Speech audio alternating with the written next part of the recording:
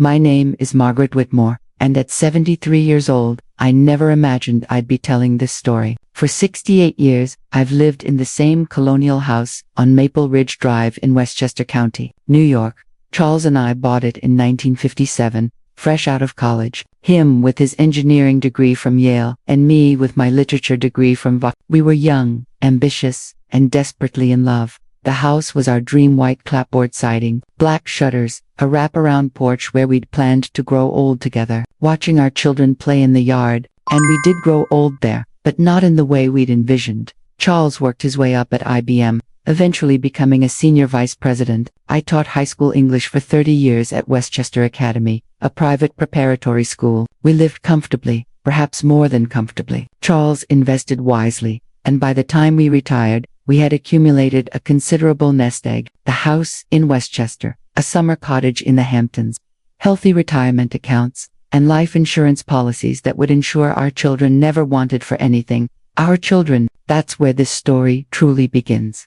Victoria was born in 1959, our golden child. From the moment she drew breath, she commanded attention. Beautiful, intelligent, charismatic, she had everything handed to her on a silver platter. We sent her to the finest schools: Miss Porter's School in Connecticut, then Harvard for her undergraduate degree, followed by Columbia Law School. She married Jonathan Ashford III, heir to a textile fortune, in a wedding that cost us more than most people's houses. They lived in a penthouse on the Upper East Side, belonged to all the right clubs, vacationed in Martha's Vineyard and Switzerland.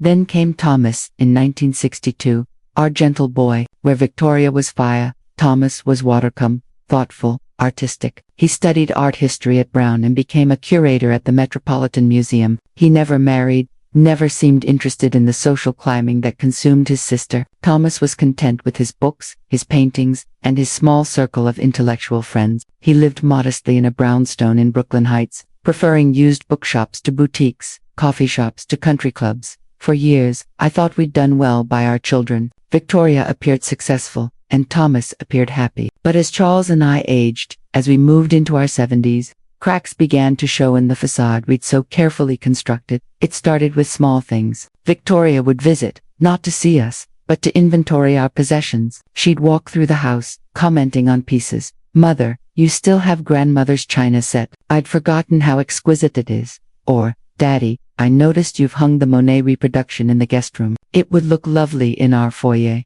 Charles noticed it first. "She's cataloging," he said to me one evening after Victoria had left from Sunday dinner. But we had no idea. Victoria's plans were far darker than we feared. We were sitting in our study, the room lined with first edition books I'd collected over the decades. Charles was in his worn leather chair, the one I'd begged him to replace for 20 years but which he refused to part with. "She's making mental notes of what she wants." I defended Victoria initially. She was our daughter, after all. Surely she was just appreciating the beautiful things we'd surrounded ourselves with over the years. But as months passed, Victoria's visits became more frequent and more purposeful. She began bringing up our age, our health, our situation. "Mother, you and Daddy are getting older," she'd say, her voice dripping with false concern. "This house is so large, so difficult to maintain. Have you thought about what might happen if one of you falls? You're so isolated here." Isolated. The word stung because it held a grain of truth. Many of our friends had died or moved to Florida. The neighborhood had changed. Young families with small children had replaced our longtime neighbors. Charles and I had become, in many ways, relics of a different era. Victoria began bringing brochures for luxury senior living communities: Sunny Oaks, Golden Years Manor, Autumn Ridge, places with names designed to sound pleasant, but which filled me with dread. She'd spread the glossy pamphlets across our dining room table, pointing out amenities. "Look, Mother, they have a library. And Daddy, they offer bridge tournaments every Friday. We're not ready for a retirement home." "Victoria," Charles would say firmly, "this is our home. We're not leaving it." But Victoria was persistent. She began involving Jonathan in her campaign, and he brought the weight of his family's business acumen to bear on our situation. They spoke of efficiency, of maximizing resources, of making smart decisions for your future. They painted a picture of us as burdens, as liabilities, as people who needed to be managed rather than loved. Thomas, bless him, saw through Victoria's machinations immediately. During one of his weekly visits, he came every Thursday for dinner. never missing. Unless he was traveling for work, he confronted the issue directly. Victoria is trying to get you to sell the house, he said. We were in the garden, where Charles was tending to his prize-winning roses. It was late May, and the blooms were spectacular that year. She's been asking me about your finances, about the will, about whether I think you're competent to manage your affairs. Charles straightened slowly, his arthritis making quick movements difficult. At 75, he was still sharp mentally, but his body was beginning to betray him in small ways. What did you tell her? I told her it was none of her business, Thomas replied. I told her you're both perfectly capable of making your own decisions. But Victoria wasn't deterred by Thomas's loyalty or our resistance. If anything, our refusal to bend to her will seem to strengthen her resolve. She began visiting more frequently, sometimes unannounced, often bringing Jonathan or their teenage children. Madison and Preston. The children, our grandchildren, had been raised with the same sense of entitlement that had corrupted their mother. Madison, 17, was a junior at Burley School, already planning her debutante season. Preston, 15, attended Exeter and spoke dismissively of anyone who wasn't part of his social circle. They showed no genuine affection for Charles or me. We were simply fixtures in their world, like expensive furniture that might someday be inherited. The breaking point came last Christmas. Victoria had insisted on hosting dinner at her penthouse, despite our tradition of celebrating at our home. The meal was catered, served on china that cost more than my first car, but it lacked the warmth of our family gatherings. Victoria spent most of the evening on her phone, managing some crisis at Jonathan's company. The children disappeared after eating, presumably to text friends or play video games. Charles and I sat largely ignored, two elderly people who had become inconvenient reminders of mortality. After dinner, Victoria cornered me in Jonathan's study, a room filled with leather-bound books that had never been read and crystal decanters filled with whiskey that cost more per bottle than most people earned in a week. Mother, we need to discuss your living situation seriously, she began. Jonathan's been researching some excellent facilities in Connecticut. They offer different levels of care. So when your needs change, when our needs change, I interrupted. Victoria, your father and I are in good health. We're not ready to be warehoused. Her face hardened. Victoria had inherited her father's intelligence, but none of his warmth. You're being emotional and impractical. The house is too much for you. You're sitting on a fortune in real estate that could be better utilized. It's selfish. Selfish. The word hung between us like a blade. Our daughter, who had never wanted for anything, who had been given every advantage, every opportunity, was calling us selfish for wanting to remain in our own home. That night, Charles and I made a decision. We updated our wills, placing everything in a trust that would be managed by Thomas, with specific instructions that Victoria would receive her inheritance only after both of us had died, natural deaths in the home we loved. We also revised our power of attorney documents, ensuring that Victoria would have no legal authority over our medical or financial decisions. We thought we'd protected ourselves. We were wrong. The changes to our estate planning must have become known to Victoria. Somehow, perhaps through her connections in the legal community, or through some investigation she'd commissioned. Her behavior changed dramatically. The false concern disappeared, replaced by cold calculation. She stopped visiting regularly. When she did come, she was accompanied by Jonathan, and sometimes by men I didn't recognize, lawyers, probably, or financial advisors. They would walk through our house like prospective buyers, measuring rooms, discussing market value and development potential. Thomas tried to warn us. She's planning something, he said during one of our Thursday dinners. We were eating in the kitchen, the informal dining room where we'd shared thousands of meals over the decades. She's been asking questions about your insurance policies, about what would happen to the estate if both of you died simultaneously. What kind of questions? Charles asked. He'd been quieter lately, more withdrawn. The stress of Victoria's campaign was taking its toll on him. Morbid ones, Thomas replied. She wanted to know about the provisions for accidental death, about whether the trust would be dissolved if neither of you were alive to benefit from it. What happened that night in March still haunts me, the night our own daughter lit the match. Charles and I exchanged glances. We'd been married for 51 years. We could communicate without words.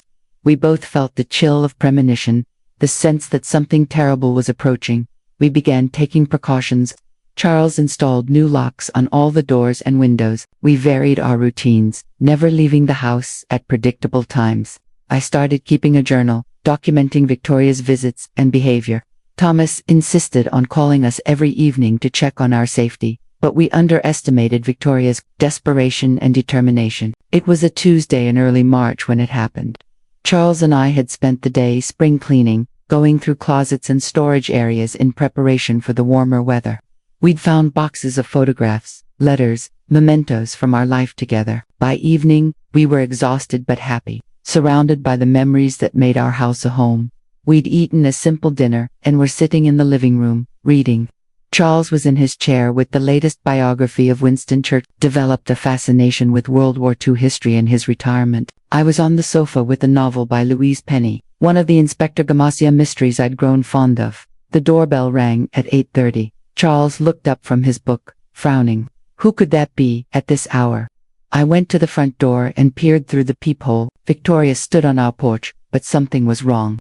She was alone, which was unusual, and she was carrying a large bag, not her typical designer purse, but a canvas tote bag that seemed heavy. Victoria, I called through the door. What are you doing here so late? Mother, please open the door. I need to speak with you and Daddy immediately. It's urgent. Against my better judgment, I unlocked the door.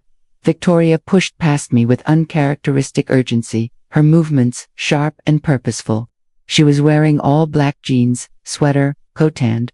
Her face was set in grim determination. What's wrong? Charles asked, rising from his chair. Has something happened to Jonathan, the children?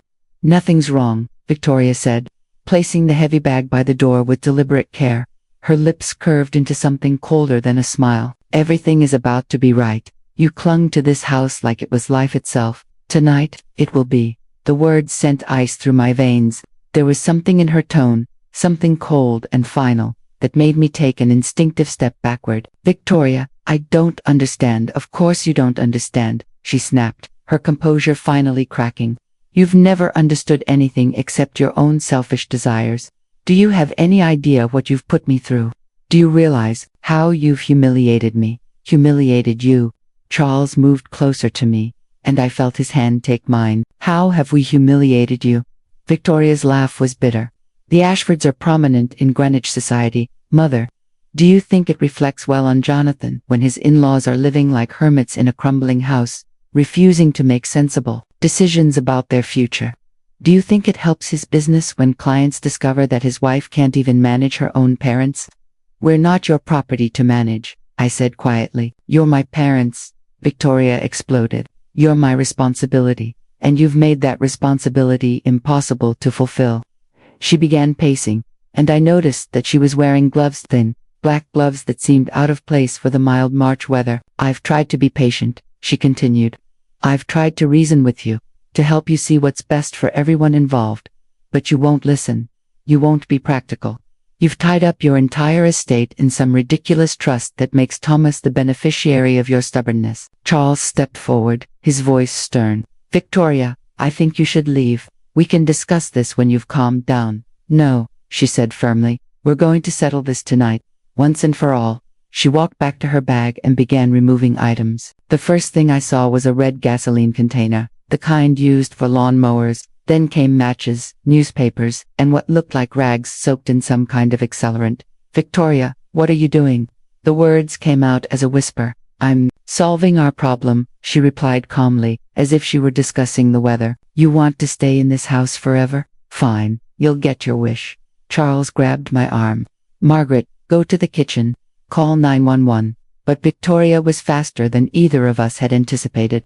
She moved to block our path to the kitchen, holding a small pistol I hadn't seen her remove from the bag. No one is calling anyone, she said. You're both going to sit down and stay quiet while I prepare everything. My legs gave out, and I sank onto the sofa. This couldn't be happening. This couldn't be our daughter, our child whom we'd loved and nurtured and provided for. But as I watched her methodically douse the curtains with gasoline, her face set in determined concentration, I realized that the Victoria we'd known, if she'd ever truly existed, was gone.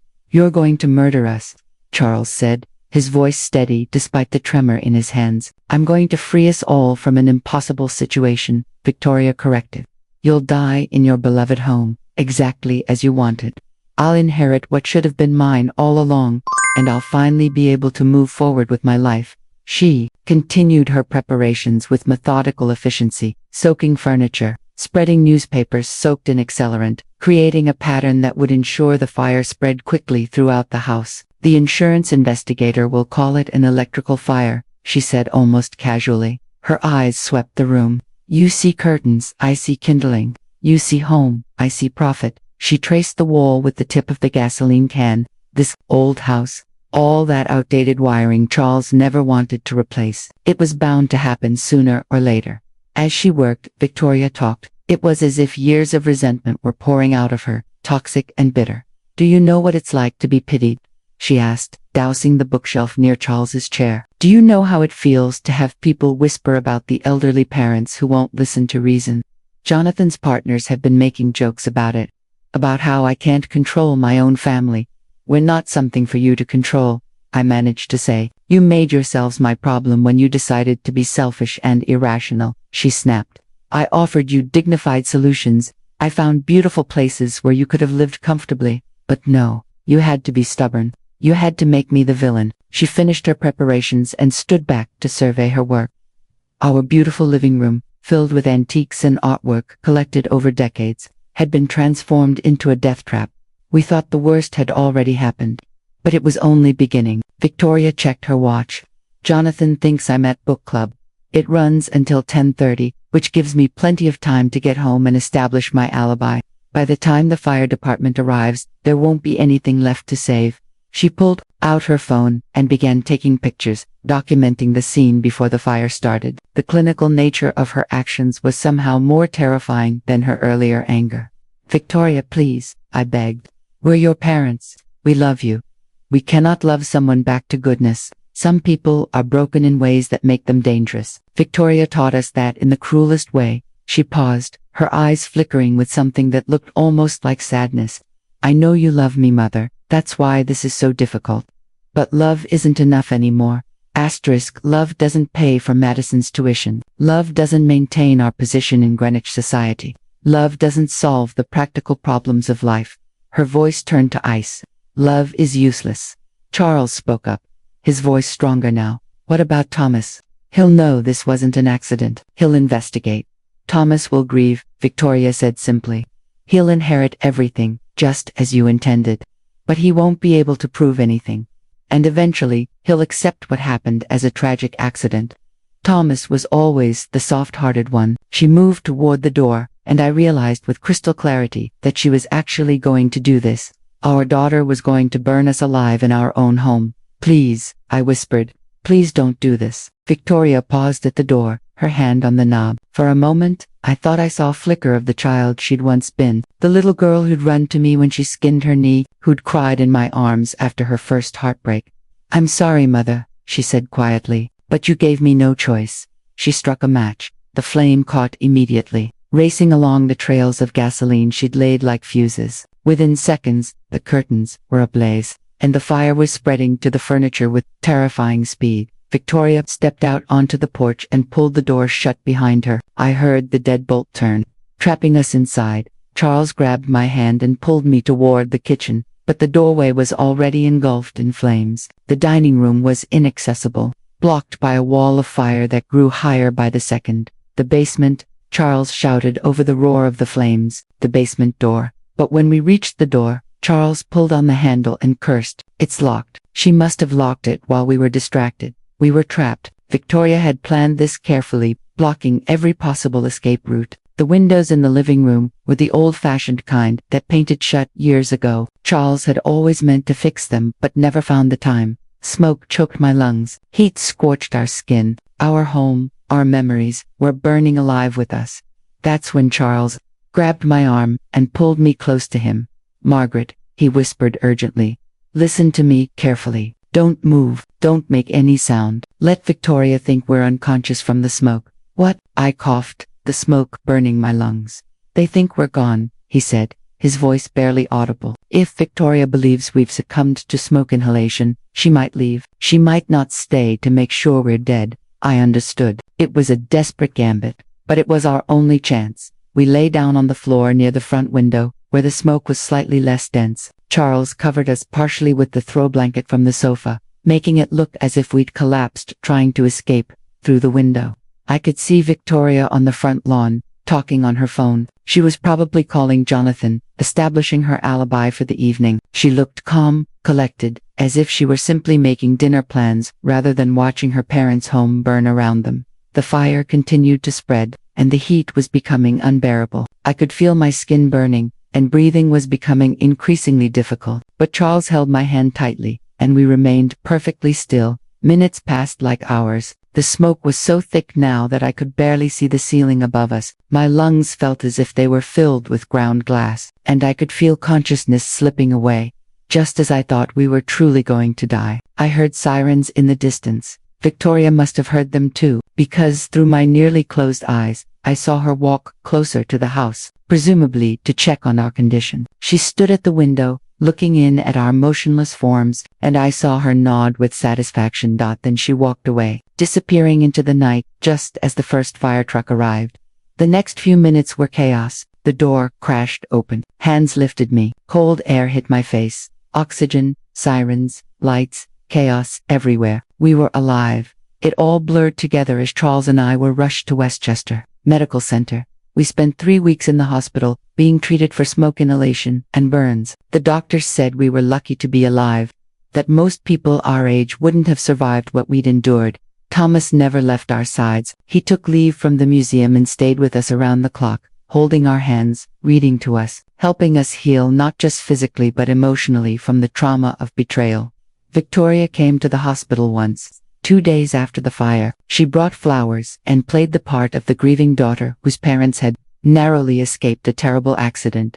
And just when we thought justice would never come, the truth exploded from the most unexpected place. She spoke to the doctors about our close call and the electrical problems in our old house. But Thomas wasn't fooled. Neither were we. The investigation into the fire was perfunctory. The insurance investigator accepted Victoria's explanation about faulty wiring, despite the fact that Charles had updated the electrical system just 5 years earlier. The fire had burned too hot and too fast for much physical evidence to survive. But we had survived, and we had our testimony. The problem was proving it. Victoria had been careful, and she had an alibi. Jonathan confirmed that she'd been at book club that evening, and other members of her book club corroborated her presence there. Somehow, she'd managed to create the appearance that she'd never left. Thomas hired a private investigator, a former NYPD detective named Michael Rodriguez, who specialized in insurance fraud and arson cases. Rodriguez was thorough and patient, and slowly, painstakingly, he began to uncover the truth. The breakthrough came from an unexpected source. Victoria's own daughter. Madison Rodriguez discovered that Madison had been having problems at school: academic probation, behavioral issues, conflicts with other students. During one of his interviews with Victoria's neighbors in Greenwich, he learned that Madison had been seen leaving the house on the night of the fire, driving her mother's car. When Rodriguez finally tracked down Madison, she broke down and confessed everything. Victoria had forced her to drive to our house that night to help with the preparation, as Victoria called it. Madison had locked the basement door and helped carry supplies while Victoria set up the fire. But Madison had also done something else, something Victoria didn't know about. She'd used her phone to record video of her mother dousing our house with gasoline, worried that she might somehow be blamed for what was happening. The video was damning, clear evidence of premeditated arson and attempted murder. Victoria was arrested on a Tuesday morning in April. Exactly 1 month after the fire. Thomas called to tell us, and I felt no satisfaction, only profound sadness that it had come to this. The trial was a media sensation. Daughter tries to murder parents for inheritance, screamed the headlines. Victoria's arrest photograph showed a woman I no longer recognized, haggard, desperate, stripped of the polished facade she'd maintained for so long. Her defense attorney argued that Victoria had suffered a mental breakdown, that the stress of caring for elderly parents had driven her to temporary insanity. But the evidence was overwhelming, and Madison's testimony was devastating. Victoria was convicted of attempted murder, arson, and insurance fraud. She was sentenced to 25 years to life in prison. Evil can wear the face of someone you love, and sometimes, survival itself is the greatest victory. Jonathan divorced her while she was awaiting trial. He moved the children to his parents' estate in Palm Beach, cutting all ties with our family. We've never seen our grandchildren since. Thomas bought us a new house. A smaller place in Bronxville, with modern safety features and updated everything. It's comfortable, and we're grateful for it, but it's not home. Home burned that night in March, along with our trust, our sense of security, and our faith in unconditional love. I think about Victoria often, wondering where we went wrong, what we could have done differently. Charles says we gave her too much, that we never taught her the value of things she didn't have to work for. Thomas says we gave her too little genuine attention. Too much material comfort as a substitute for emotional connection. Maybe they're both right. Maybe neither is. What I know for certain is that evil can wear the face of someone you love. It can sit at your dinner table, kiss your cheek, call you mother, and still be capable of the most unthinkable cruelty. Victoria writes to us, sometimes from prison, short, stilted letters that read like they were composed by a stranger. She never apologizes, never acknowledges what she did. Instead, she talks about prison life, about the books she's reading, about how she's found God and is working toward redemption. Charles throws the letters away without opening them, but I read them, searching for some glimpse of the daughter I thought I knew, some sign of the child I loved. I never find it. Asterisk, we're both 80 now. Charles and we've survived longer than anyone expected after that night. Perhaps out of sheer stubbornness, or perhaps because we still have work to do telling this story, warning others, bearing witness to what happened. Thomas visits every Sunday now instead of Thursday. He brings groceries, checks on our medications, and sits with us while we remember better times. He never married, never had children of his own. And I sometimes wonder if Victoria's actions poisoned his faith in family relationships. But Thomas is proof that love can survive even the deepest betrayal. He chose loyalty when he could have chosen safety. He chose truth when he could have chosen denial. He chose us when choosing us came at great personal cost. That's what real love looks like, I've learned. Not the possessive, demanding emotion Victoria called love, but the kind that asks nothing and gives everything. The kind that puts others' well-being before your own convenience. The kind that protects rather than consumes. Charles and I have rewritten our wills again. Everything goes to Thomas, with specific provisions for charity and education. Victoria's name appears nowhere in the documents, as if she never existed. Sometimes I feel guilty about that erasure. About removing our daughter from our legacy as if she were a mistake to be corrected rather than a person to be mourned. But then I remember the coldness in her eyes as she lit that match, the calculation in her voice as she explained why our deaths were necessary. And I know we made the right choice. You cannot love someone back to goodness. You cannot sacrifice yourself on the altar of their dysfunction and call it family duty. Some people are broken in ways that make them dangerous to those who care about them most. Victoria taught us that lesson in the cruelest way possible, by showing us that the child we'd raised, the daughter we'd loved, had become someone capable of murder for money. We survived that night, but we lost something that can never be recovered.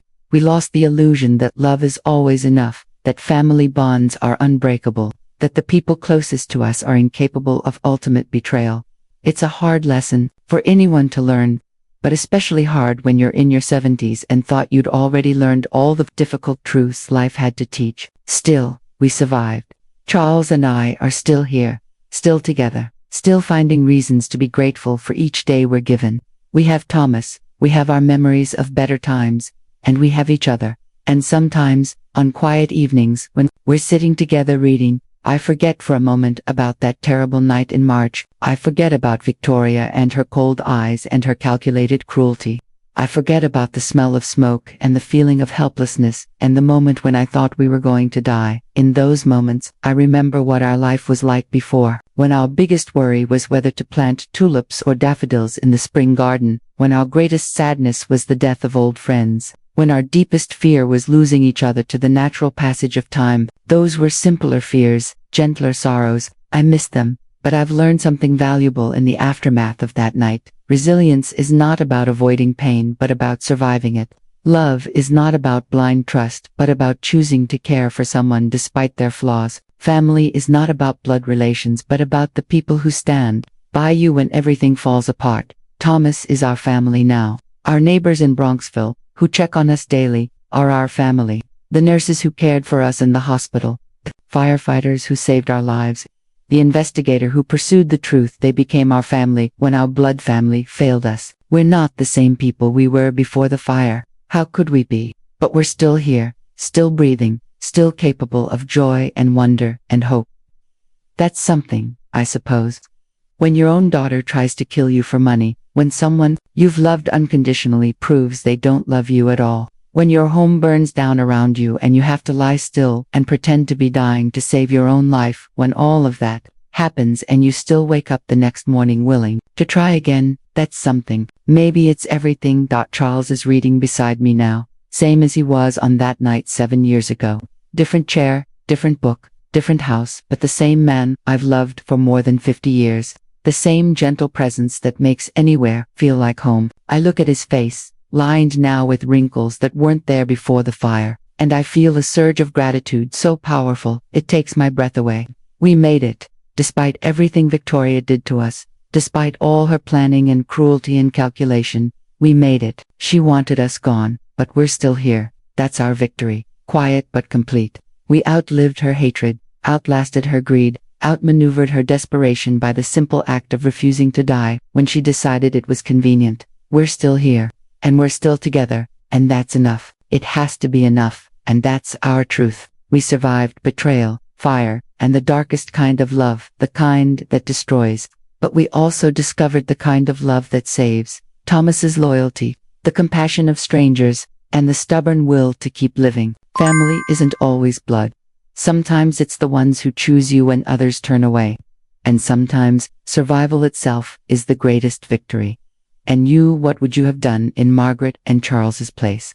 Your voice matters, and I'd love to read your story in the comments. If this story inspired you to reflect on love, loyalty, and dignity, leave a like. And if it touched you, subscribe for more stories that remind us of human strength, resilience, and truth. By doing so, you become part of a community that believes in the power of real stories.